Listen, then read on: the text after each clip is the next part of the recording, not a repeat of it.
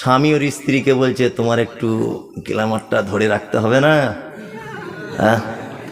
ও তখন বলছে একটু ফিটনেস রাখতে হবে, দুধ দেওয়া যাবে না, তোমার বুড়ো বয়সে ঝাঁটা ছাড়া কিছু দ্বিতীয় পাবে না।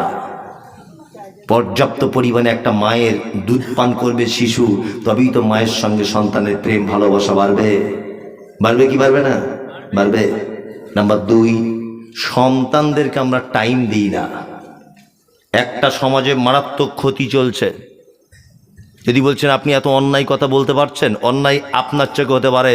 আমি পৃথিবীর বড় বড় বড় বড় জ্ঞানীদের মানুষ কথা নকল করে আপনাকে বলছি। এই যে শিশু স্কুলগুলো হয়েছে, 4 বছর বয়স একটা ছেলে, 3 বছর বয়স একটা ছেলে, তার মা দেখছি তাকে জামা কাপড় পরিয়ে গাড়িতে তুলে দিচ্ছি, স্কুলে চলে যাও। 3 বছর বয়স, ওর এখন পড়াশোনা করার বয়স 3 বছর।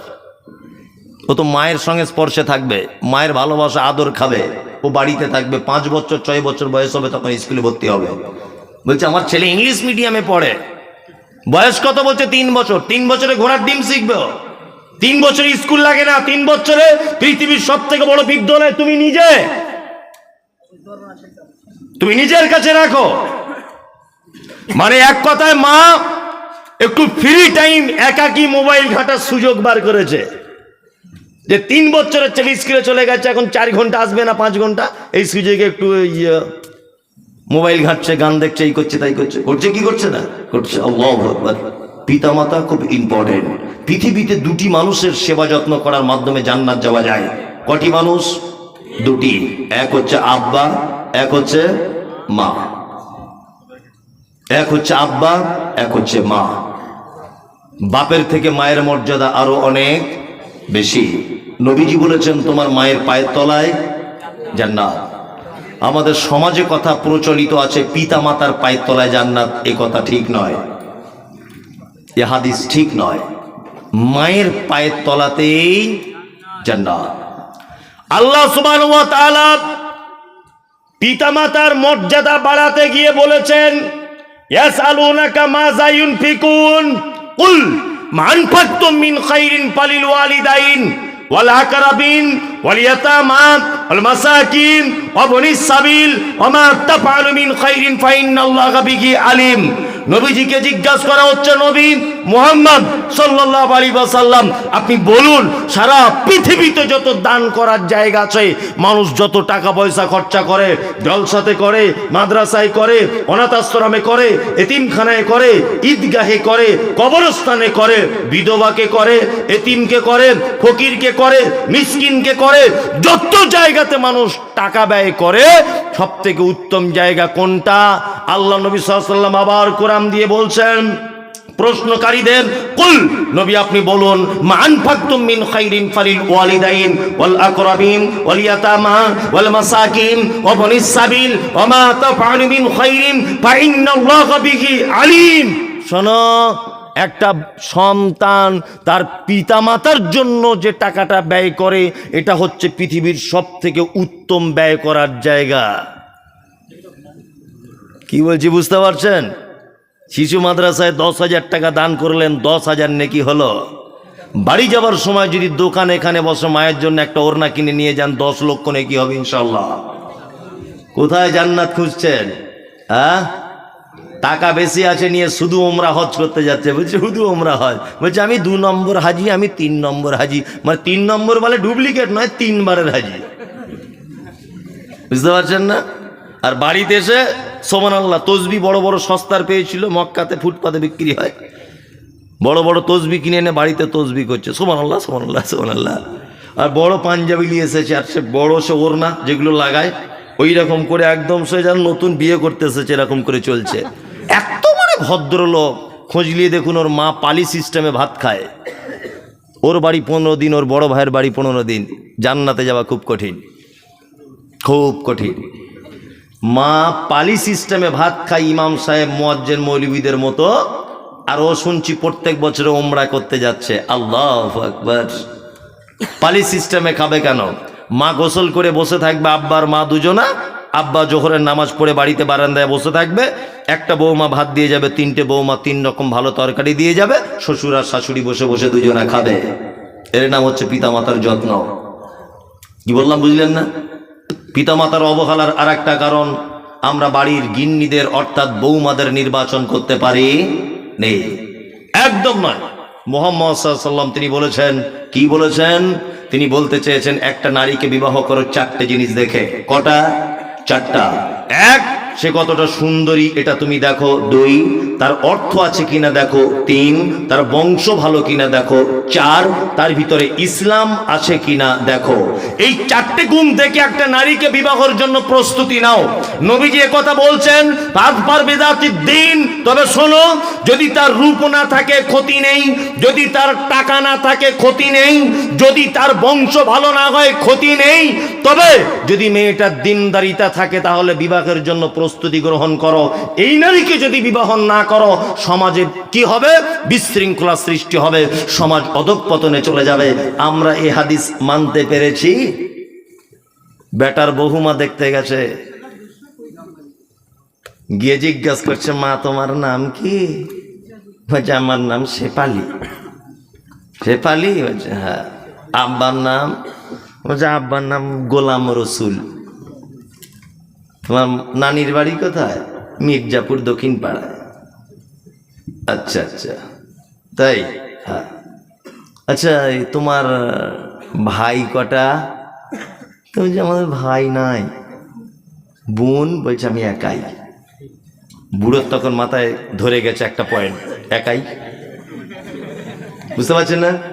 আবার জিজ্ঞেস করছে তোমার আব্বা কি করে? বলছে আমার আব্বার ওই বেলডাঙ্গা মেন রোডের ধারে 5টা দোকান আছে। এ তো আরো মাথা খারাপ। আর কি করে? আর 3টে বাস আছে, বহরমপুর থেকে আরাধনা বাস 3টে, বহরমপুর থেকে কলকাতায় চলে। বলছে তাই? বলছে হ্যাঁ। তখন বলছে মা তুমি কতটা পড়াশুনো জানো? তা হচ্ছে উচ্চ মাধ্যমিক পড়ে বসে আছি, আর স্কুলে যাই না। বলছে তাই?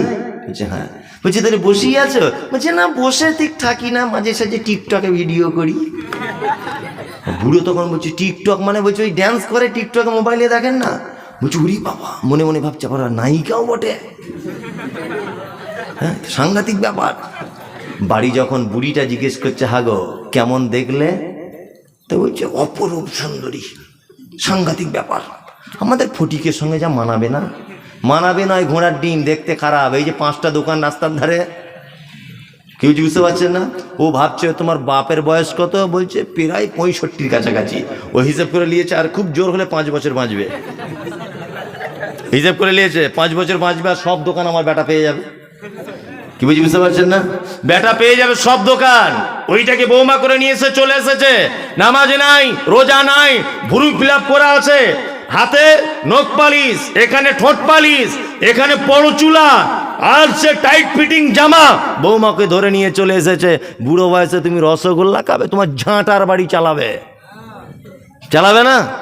বৌমা নির্বাচন করুন, আগে বৌমা নির্বাচন করুন।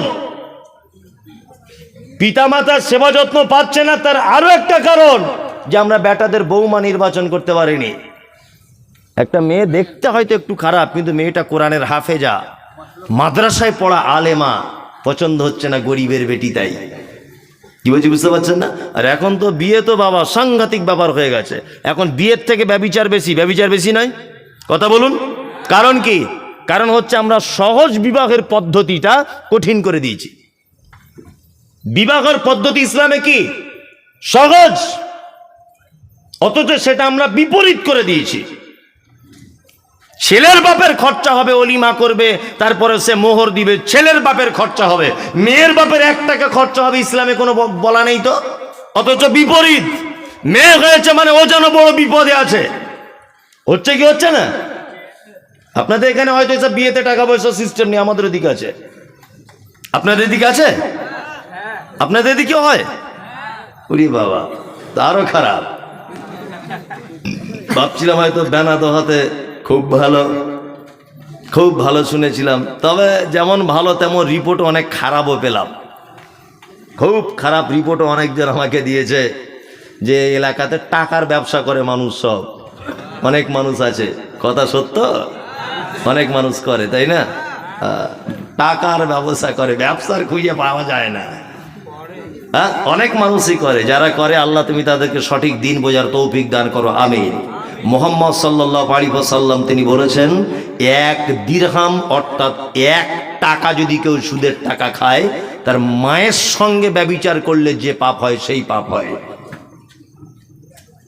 সুদের ব্যাপারে আল্লাহ নবী সাল্লাল্লাহু আলাইহি ওয়াসাল্লাম যত নিকৃষ্ট ভাষা ব্যবহার করেছে, এইরকম কোনো ভাষা অন্য কোনো পাপের জন্য ব্যবহার করেনি। আল্লাহ সুবহানাহু ওয়া তাআলা বলছেন, কিয়ামতের মাঠে সুদ যারা খেয়েছে তারা পাগল, মাতাল, পাগলের মতো হয়ে কিয়ামতের মাঠে তাদেরকে উঠানো হবে, তারা যেন পাগল। নাম্বার 2, 3, মুহাম্মদ সাল্লাল্লাহু আলাইহি ওয়াসাল্লাম বলছেন, মিরাজের রাত্রিতে আমাকে মিরাজের জন্য যাওয়া হচ্ছে, রাস্তাতে অনেক ঘটনা, তার মধ্যে একটা ঘটনা হচ্ছে এই যে একটা লোককে দেখতে পেলাম রক্তের নদীতে, ফুটন্ত রক্তের নদীতে তাকে ফেলে দেওয়া হয়েছে।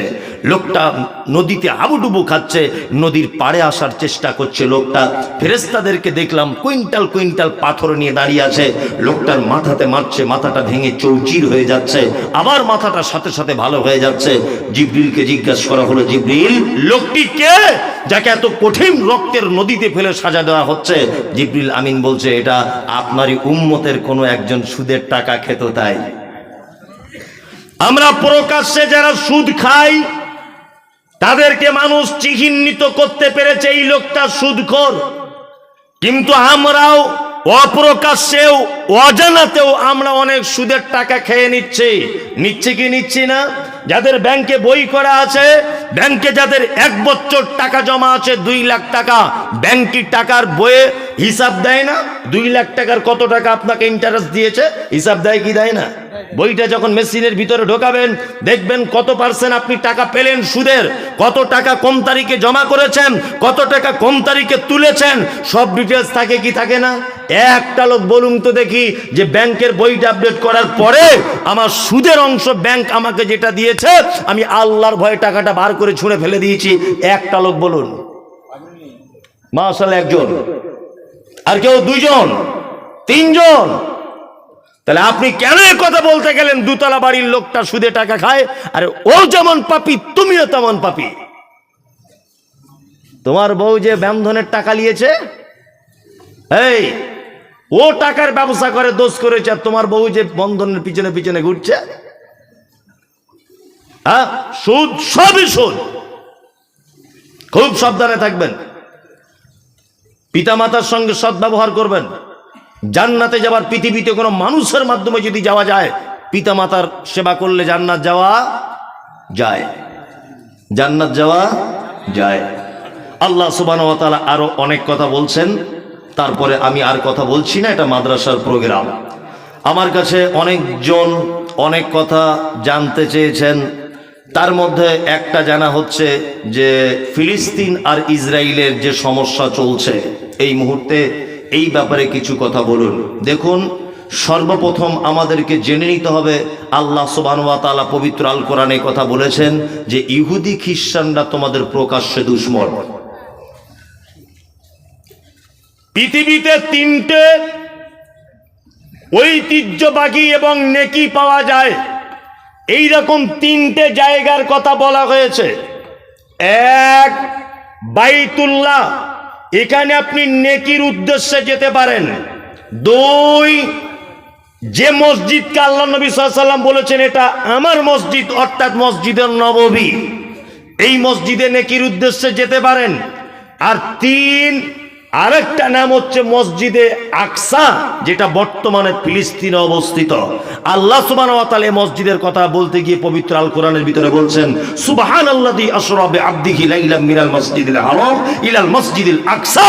আল্লাহ সুবহানাহু ওয়া তাআলা আমাকে কোন এক রজনীতে, কোন এক রাত্রিতে আমাকে মসজিদে হারাম থেকে নিয়ে মসজিদ আকসা পর্যন্ত ভ্রমণ করিয়েছিলেন। এই কথা পবিত্র আল কোরআনে আল্লাহ সুবহানাহু ওয়া তাআলা বলছেন। এটা আপনারা জানেন যে মসজিদ আকসা জেরুজালেম এই ফিলিস্তিনে অবস্থিত। এটা দীর্ঘদিন যাবত এই মসজিদটা ইহুদিরা দখল করে রেখেছে। ইসরায়েল বলে যে দেশ, এটা আদেও কোনো দেশ ছিল না, এরা পানিতে ভেসে আসা, নদীতে ভেসে আসা একটা জাতি। এরা তাদের দেশে টিকে থাকতে না পেরে ওই নদীর পাড় দিয়ে যেতে যেতে ফিলিস্তিনিদের কোনো একদিন বলেছিল কি যে আমাদেরকে একটু বসবাস করার জায়গা দাও। ফিলিস্তিনিরা তাদের উপরে দয়া করে কোনো একটা দ্বীপে তাদেরকে বসবাস করার জায়গা দিয়েছিল। এই সেই যাদেরকে জায়গা দিয়েছিল নিজের বুকে মেরে বসে নিজের বুকে এখন ছুরি মারছে। কি বলছি বুঝতে পারছেন না? এরাই এখন ইসরায়েল। ইসরায়েল বলে কোনো দেশই ছিল না, কোন দেশ ছিল না, পৃথিবীর একটি মাত্র দেশ টোটাল ইসরায়েল। বসবাস করে কতটা দেশে? টোটালে জনসংখ্যা ৮০ লক্ষ, ১ কোটিও নয়। টোটাল ইসরায়েলে ৮০ লক্ষ। এই সেই ইহুদি। আল্লাহ সুবহানাহু ওয়া তাআলা প্রতিটা নবী এবং রসুলকে, বেশিরভাগ, প্রতিটা বলা ভুল হলো, বেশিরভাগ নবী এবং রাসূলকে ইহুদিদের কাছে পাঠিয়েছিলেন। আর এরা এত বদমায়েশ, ইসলামের ইতিহাসে কথার সাক্ষ্য যে এক একজন ইহুদি, এক একজন ৪০ জন, এক এক দিনে ৪০ জন পর্যন্ত নবীদেরকে তারা গাছে বেঁধে সিরিয়াল বা সিরিয়াল তারা জবাই করে দিয়েছে। এরা হচ্ছে সেই ইহুদি। এত খতরনাক। আজকে আপনারা জানেন যে সেই ইহুদিরা চরম পর্যায়ে পৌঁছে ফিলিস্তিনের মুসলমানগুলোকে মারা হচ্ছে। একটা বাচ্চা মেয়েকে জিজ্ঞাসা করা হচ্ছে, মা তুমি নামাজ পড়ো? বলছে আমি দিনে ৬ ওয়াক্ত নামাজ পড়ি, জোহরে পড়ি, আসরে পড়ি, ফজরে পড়ি, মাগরিব পড়ি, ইশা পড়ি, আর প্রত্যেক ওয়াক্তে জানাজা পড়ি। আল্লাহু আকবার। ফিলিস্তিনের বাচ্চা ছেলেদেরকে গুলি করে দেওয়া হচ্ছে, মেয়েগুলোকে মেরে দেওয়া হচ্ছে। কি অবস্থা!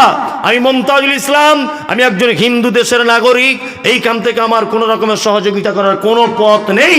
সব থেকে ইতিহাসে এইটা আমার খারাপ লাগছে, সারা ভারতবর্ষের ১৯৪৭ সাল থেকে নিয়ে ২০২৩ সাল পর্যন্ত সারা ভারতবর্ষে যত গুণীজনদের আবির্ভাব ঘটেছে, প্রত্যেক গুণীজন মানবতার নিরিখে সর্বক্ষণ ফিলিস্তিনিদের পক্ষ নিয়েছে। শুধু বর্তমান সরকার ভারতবর্ষের, তিনি এখন ইসরায়েলের পক্ষ নিয়েছেন। এটা জাতির কাছে লজ্জা, এটা আমি মনে করি। বর্তমান যিনি আছেন ভারতবর্ষে, এই সরকার, তিনি শুধু ইহুদিদের সাপোর্ট করছেন। বড় অসহায় তারা। আমরা এখান থেকে সহযোগিতা করতে না পারলেও এই বলে দোয়া করতে পারি, হে কাবার মালিক, তুমি আব্রাহাত চক্রান্তকে আবাবিল অর্থাৎ ঝাঁকে ঝাঁকে পাখি দিয়ে তুমি বরবাদ করেছিলে। তুমি ফেরাউন তার চক্রান্ত থেকে নবী মূসাকে বাঁচিয়েছিলে। আল্লাহ, তুমি নমরুদের চক্রান্ত, নমরুদের আগুন থেকে তুমি ইব্রাহিমকে বাঁচিয়েছিলে। ঠিক তুমি যেমন আব্রাহাকে যেমন চিহ্নিত করে তাদেরকে ধ্বংস করেছো। হে কাবার মালিক, তোমার কাছে অকুল আবেদন, যারা প্যালেস্তাইনের বা যারা জেরুজালেমের মুসলমানদেরকে যারা অন্যায়ভাবে হত্যা করছে, আল্লাহ তুমি সেই সমস্ত ইহুদিদেরকে চিহ্নিত করে তাদেরকে তুমি পৃথিবীতে নিস্তেনাবুদ করে দাও। বলুন আমিন। একটু জোরে বলুন আমিন। শুনুন, একটা কথা বলি আপনাকে, আবার বলতে চাইছি, এটা অন্তত পক্ষে প্রত্যেক দিন এখন 2টো দোয়া করবেন। এই কথা সোশ্যাল মিডিয়াতে গেলে খারাপ হতে পারে, তারপরেও বলছি। এক, মসজিদে আকসার দুশ্মন, ইমামদারের দুশ্মন ইহুদিরা, আল্লাহ যেন তারা ধ্বংস হয়ে যায়, এই দোয়া করবেন। 2, আর একটা দোয়া করবেন, আমাদের পার্শ্ববর্তী দেশ, তার নাম হচ্ছে বাংলাদেশ। এই দেশের সরকার বর্তমান যিনি আছেন শেখ হাসিনা, মারাত্মক সরকার, এত বড় সরকার যে সহি হাদিস কোরআন বললেই তার থাকার জায়গা জেল। মিজানুর রহমান আজহারি দেশ থেকে তাড়িয়ে দেওয়া হলো। বাংলা এপার বাংলার ওপার বাংলার হাদিস এবং কোরআনের ভাগ গর্জে ওঠে শিরক এবং বিদআতের বিরুদ্ধে। নাম হলো তার আব্দুর রাজ্জাক বিন ইউসুফ। 500 কোটি টাকার মামলা দেওয়া হয়েছে। এটা আপনি জানেন যে বাংলাদেশের একজন মুফাসসির কোরআন আল্লামা দেলওয়ার হোসেন সাইদি 11 থেকে 12 বছর 13 বছর জেল খাটার পরে লোকটাকে পৃথিবী থেকে চলে যেতে হলো। আর মানুষের সামনে কোরআনের তাফসীরের জন্য কোনোদিন ফেরত আসতে পারলেন না। আমির হামজা মনোমুগ্ধকর ভাবে তিনি তাফসীর করতেন, একজন কোরআনের হাফেজ, একজন মুফতি সাহেব মানুষ। আল্লাহু আকবার। লোকটা দীর্ঘদিন জেলখানাতে বন্দী হয়ে রয়েছে। অসংখ্য আলেম ওলামাদেরকে জেলখানাতে বন্দী করে রাখা হয়েছে। আগামী 1 থেকে 1.5 মাসের ভিতরে বাংলাদেশের নির্বাচন। আপনি অন্তত পক্ষে মুসলিম যদি হন, আলেম ওলামাদের যদি আপনি বন্ধু হন, আপনি যদি কোরআনের পক্ষে যদি হন, এই দোয়া করবেন যে আল্লাহ যেন হাসিনার নৌকা এবারই ডুবিয়ে দেয়। এই দোয়া করবেন এইবারই যেন তার নৌকা ডুবে যায়। একটা মুসলিম দেশ, একটা মুসলিম কান্ট্রিতে হক কথা বলা যায় না। ওর থেকে আমি মুমতাজুল ইসলাম হিন্দু কান্ট্রিতে বসবাস করার পরেও হক কথা, সহিহ হাদিসের কথায় দেশের মাটিতে বলতে পারি। এই দেশের মাটিতে আমি যে কথা বলতে পারি সেই কথা বাংলাদেশের কোনো বক্তা বলতে পারবে না। মানে আমাদের দেশের হিন্দু রাষ্ট্রের থেকেও মুসলিম রাষ্ট্র হিসেবে সরকার একেবারে নিকৃষ্টতম। নামে মুসলিম, নামে শুধু মুসলিম। দোয়া করবেন এদের জন্য, আল্লাহ যেন ওদেরকে হেদায়েত দান করে, আর না হলে নৌকা ডুবিয়ে দেয়। নৌকা ডুবে যাক, এটাই আমরা চাই। কি বললাম বুঝলেন না? তাহলে আলেম ওলামারা একদম খোলা পরিবেশে তারা বক্তব্য রাখতে পারবে, তাই তো?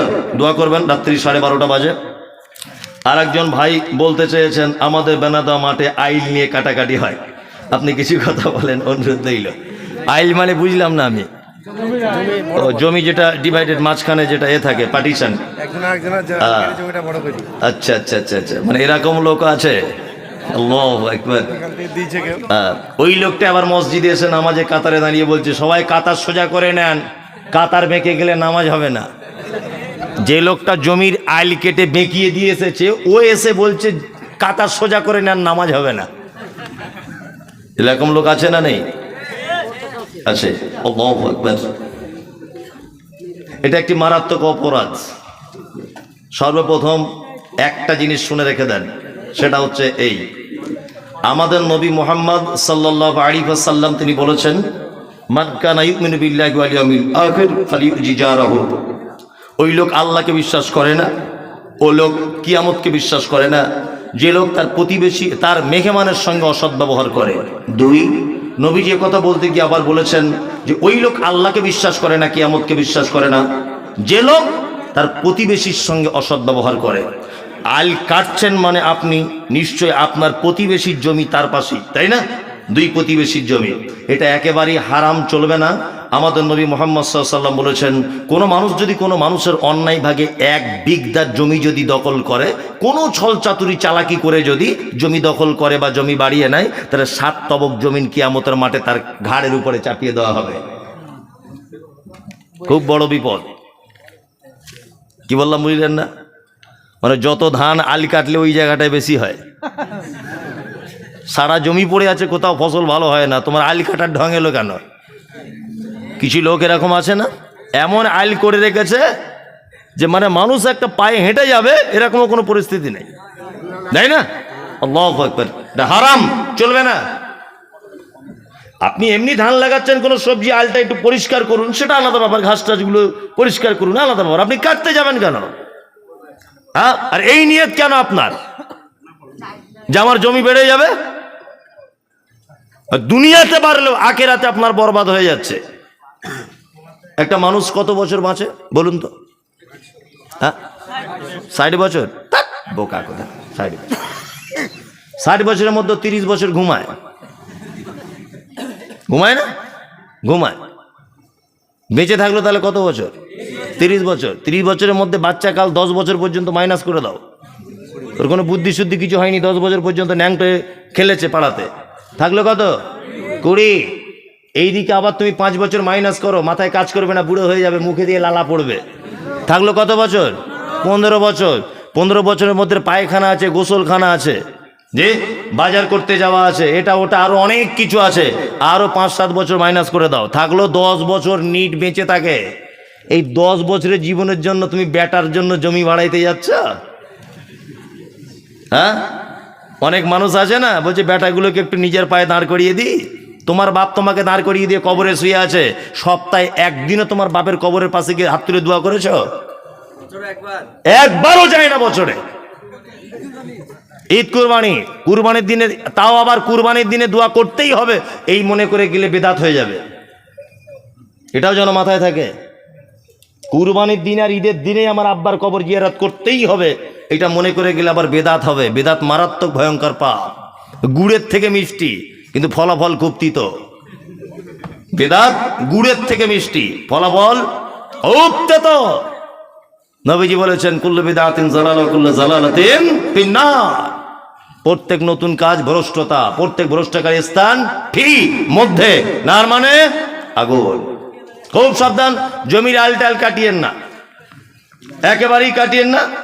যারা কাটছেন ভাই, আপনি দয়া করে এগুলো বন্ধ করার চেষ্টা করুন, দয়া করে বন্ধ করার চেষ্টা করুন। যাই হোক, এটা মাদ্রাসার জলসা।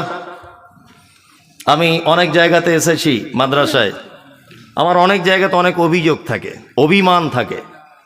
হাদিস এসেছে কি আত্তাহুর শাতরুল ঈমান, শাইখ বসে আছেন জানেন, নবীজি বলছেন পরিষ্কার পরিচ্ছন্নতা ঈমানের অঙ্গ, তাই তো? পশ্চিমবাংলার যত মাদ্রাসায় জলসা করতে গেছি, কোনো মাদ্রাসায় দেখলাম না যে বাথরুম বা মাদ্রাসার রুমগুলো একটু পরিষ্কার পরিচ্ছন্ন, ঢোকাই যায় না, এত গন্ধ আর এত নোংরা। যেখানে শিক্ষা দেওয়া হচ্ছে পরিষ্কার পরিচ্ছন্নতা ঈমানের অঙ্গ, সেইখানেই অবস্থা। কিন্তু বেনাদোহা শিশু মাদ্রাসা এক ব্যতিক্রমী মাদ্রাসা, এখানকার বাথরুমগুলো দেখছি চকচক চকচক করছে, সত্যি বলছি, ভালো লাগছে খুব। রুমগুলো কত পরিষ্কার পরিচ্ছন্ন স্বচ্ছ।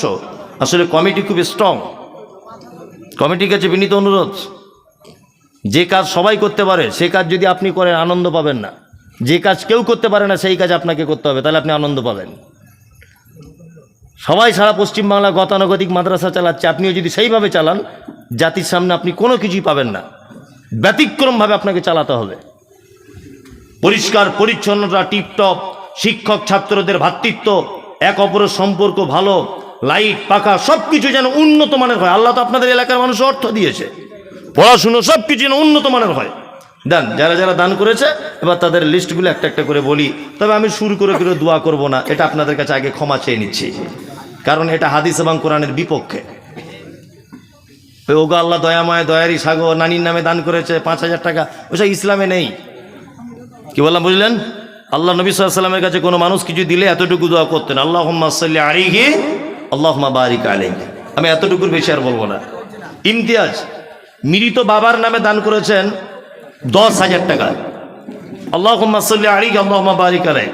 বিলপাড়া সমাজ 1000, নাজমুল বিলপাড়া 1000, ইয়ার আলী 4,500, সরফরাজ মালা ড্রেস 5,000। বেনামিগুলো আর বলছি না। ইয়াসিন সাহেবের কি